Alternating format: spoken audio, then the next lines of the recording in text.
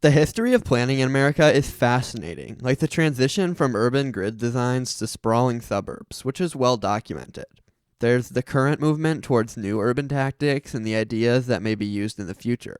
But I love looking back in the 1960s, 70s, and 80s, with suburbanization and freeways taking center stage. At this time, governments and developers were trying to find city identities that could provide high quality living conditions for the upper and middle class. And from this came one of the most interesting ideas in urban planning history, which is master planned communities. These cities or neighborhoods were designed from scratch, and in nearly every case either ended up as a total failure or just really weird. One case of this came from the government, where the government founded 13 different communities to combat the housing crisis, and all but one of them saw a slow, sad decline. So today I'm going to tell you where they are, because they might be places you've heard of, and then I'll tell you why nearly all of them failed. Before we get into this video though, please consider subscribing to the channel. We make geography and city content like this every week. So if you enjoy the videos, I'd appreciate it a ton if you'd subscribe so I can continue growing the channel. It's super easy for you and super helpful for me. Thank you. So let's go back in time to 1970 when the US government had just passed the National Urban Policy and New Community Development Act. This was near the height of early suburbanism, where center cities were losing their population and everyone was moving out to newer communities on the outskirts of major metropolitan areas. Something that also came at this time was a need for new housing, and so the government passed a not so well known bill that actually had an incredibly important impact on us today. So what is this bill? Well, originally named the Urban Growth and New Community Development Act, it was formed to distribute $500 million, or $4.3 billion with inflation, to developers across the country to build what were called new towns. And the bill detailed exactly where these communities would be. Now, this seems like a pretty big deal, so most people would know it exists, right? Well, no. Basically, the entire story has been lost to history for one big reason. Nearly all of these communities failed pretty miserably. The project was scrapped 8 years later, but the remnants of these planned cities remain to this day, and they all have unique stories, so I wanted to go over the 13 new towns one by one, telling their unique story because it begins with some history that should be remembered. So this is Soul City, North Carolina, probably one of the most interesting planned communities in existence. It's located in rural North Carolina, just outside of Warrenton, north of Henderson, and 48 miles outside Raleigh. Let's start by looking at what it's like today. It consists basically of two neighborhoods. First, you have the Green Duke Village, which includes the large Soul City monolith. There's a couple more cul-de-sacs outside of it, and you also see a park and some buildings like churches and a living center. To the north, there's some industry, a prison, and a fire department. But that brings you to the lost history of this community. So the idea originated from civil rights activist Floyd McKissick, who had the idea slightly prior to the passing of the Urban Growth and New Community Development Act. The idea of civil rights led this community, as he envisioned a totally new type of city. It would have been relatively compact, better than most sprawling American cities, and he went for futuristic urban planning designs along with that. All electric lines would be underground, and the traffic was pre-planned for efficiency. Then bike and ped paths would go through the forests, with plenty of green space included. There would be several small community centers and one large city center, with the entire city holding around 50,000 residents. The uniqueness of this, though, is that he imagined it led and run by Black Americans, running a fair and equal capitalist society. His idea was that it would be a multiracial community, and this was the way to do it. But in a time when fairness was not an easy thing to accomplish, you could guess what happens next. The city was being built with federal funding and growing quickly, but it got negative media attention, being called a new black town, which deterred any white residents from moving there. It also meant that pretty much no economy came to the town, and businesses and industrial companies didn't find the idea of Soul City to be appealing. So they were left in a situation where they only got around half of the demand that they predicted, and they were in a rural region of the state that had a fairly stagnant economy. So just like every other rural community, it began losing population. They weren't making enough revenue, and they quickly ran out of anything from the government, so it was deemed to be no longer viable, and it was liquidated in 1981. There's just a few more interesting things, because the area had built up its water and sewer facilities to carry 50,000 people, so it was actually really fit for future development. So that means that even after it was no longer a government community, a few companies, including a paper facility, set up shop near it. Then in the late 1990s, the Warren Correctional Institute was built just outside of the former Soul City ownership. This is a sad ending to the story, since this community went from being a modern urban planning and civil rights feat to a declining community with a prison supporting the economy. The population remains around 100 to this day, and the remnants of Soul City remain only in the large monolith and Soul City Boulevard, built right up the heart of what was meant to be an amazing city. Now, not every planned city was exactly the same.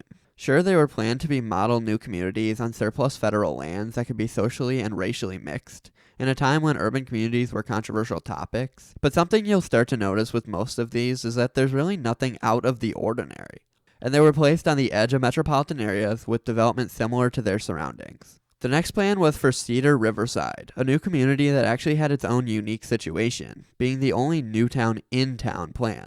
It was placed just east of downtown Minneapolis in the Cedar Riverside neighborhood of Minneapolis. The neighborhood was formerly an entertainment district that declined in the 1920s because of prohibition and turned into a skid row in the mid-1900s. Augsburg University is located there, and the idea with this new town was to revitalize the entire neighborhood to be racially equal, affordable housing to help it become one of Minneapolis's best area rather than worst. So they began with a massive project to build Riverside Plaza, located on the edge of the neighborhood. This would include 1,300 apartments with nice center spaces, parking, and a park for leisure. It was set up to be a perfect urban project, but that was all the community saw. It dealt with controversy related to environmental lawsuits, and it was forced to dissolve in 1976, just 6 years after it began. This was mostly due to the environmental impact and backlash of messing with an existing community of this size, and so we move on from another failure. Next we have Gananda, New York. This community was located 13 miles east of downtown Rochester in what would be the city's future suburbs. They made significant strides in education, constructing a nice school area, but the community had a couple interesting things about it. First of all, this is where you can tell what kind of design these communities go for. The Gananda Parkway passes down the middle, and then there's clear 1970s urban design, with spread out cul-de-sacs and lots of green space between development. There were apartments and stuff as well, and honestly it wasn't set up too badly. The main problem was just its location. Gananda's vitality depended on the growth of Rochester, New York, and its economy, something that significantly declined over the next few decades. There was no major economy or growth, so nobody wanted to move there, and they lacked any new investment. All cash was exhausted by 1974, and they were forced to give up by 1977 and liquidate. There was another one in the Rochester Metro called Riverton, and it has the exact same design pattern with a community center and some apartments, but it had the exact same problems as well, and failed for the exact same reasons. So I'll skip over it. Next we have Harbison, South Carolina, located 8 miles northwest of downtown Columbia, South Carolina. This one's interesting quirk is that a Presbyterian church actually developed it, and I'm not entirely sure how that affected its development process, because I can't find any freaking info on it. I mean, the official document said it's 8 miles northeast of Columbia, but it's also said I-26 goes through it, so that's not possible. But Harbison Boulevard is located right up here, which matches up, so I believe it's near this area of land. It likely included this entire commercial district before it failed, because yes, who would have thought it failed?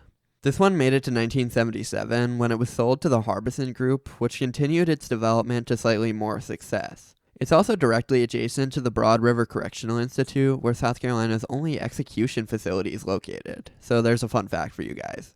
Let's run through our next three pretty quickly. First, we have Jonathan, Minnesota, located within Chaska, 25 miles southwest of Minneapolis. It seemed to be a perfect location along the railroad with 4 lakes located within it, and the land came straight from a senator who wanted the community there.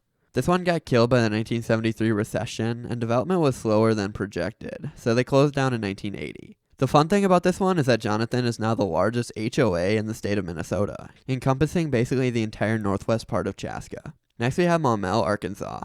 Now this one is fascinating because you wouldn't be able to tell it failed. It had a perfect location outside of Little Rock, but in a commuting distance. It developed fairly quickly and had good demand, but for whatever reason the government just sold it in 1982, technically being another failure for the good old gov.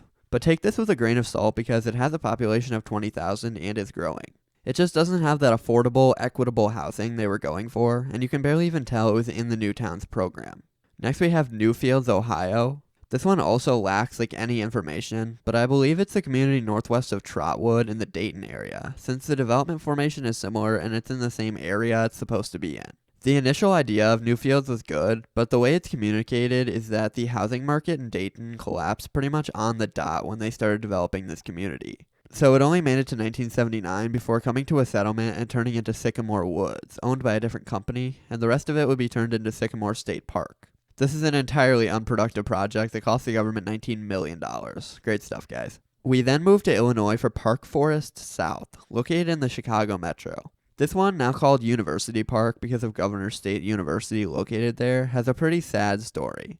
It started perfectly with a connection to rapid transit and a design with affordable apartments for all ethnicities and backgrounds. But things went downhill as it developed. It soon became associated with an image of being a minority community, and in the 1970s, that wasn't really what the suburbs were going for, if you catch my drift here. So yet again, it lost a lot of its projected growth from that, and they couldn't get enough new residents to support it. So after spending $41 million, it was sold in 1982 to a different company that developed an industrial park there right off of I-57 in the west. You can still easily see the remnants of the planned community today. Next, I'll quickly run through St. Charles, Maryland, which is in the south part of the DC metro. This community was almost a success, now being a neighborhood in Waldorf. It made an attempt at affordable housing, and this worked fairly well with lots of demand, but growth was still slower than projected, and it was hit by the multiple recessions in the 1970s, sadly running out of money and defaulting on payments. It did find success after its government ownership as a normal suburban community, though, focusing less on affordable housing and more just on growth, which did the trick. Then we have Flower Mound, Texas. Located in the Dallas-Fort Worth metroplex, Flower Mound had good demand, but it lacked basically any affordable housing, which is what they were going for.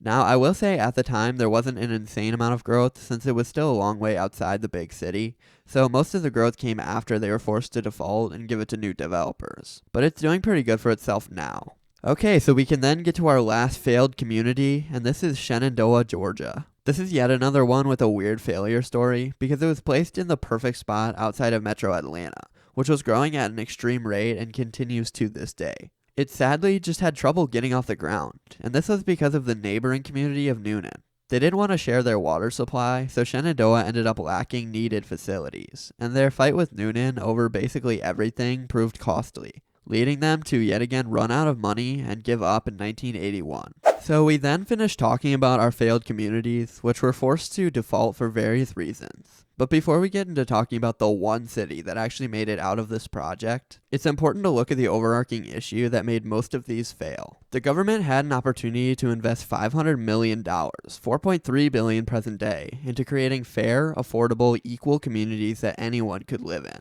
And they just didn't do enough. They created totally normal suburban communities with nothing out of the ordinary, and a lot of the time you couldn't even tell the difference between these communities and the ones surrounding them. There were your average cul-de-sacs, and they didn't take advantage of their opportunity to create model urban communities, as they said.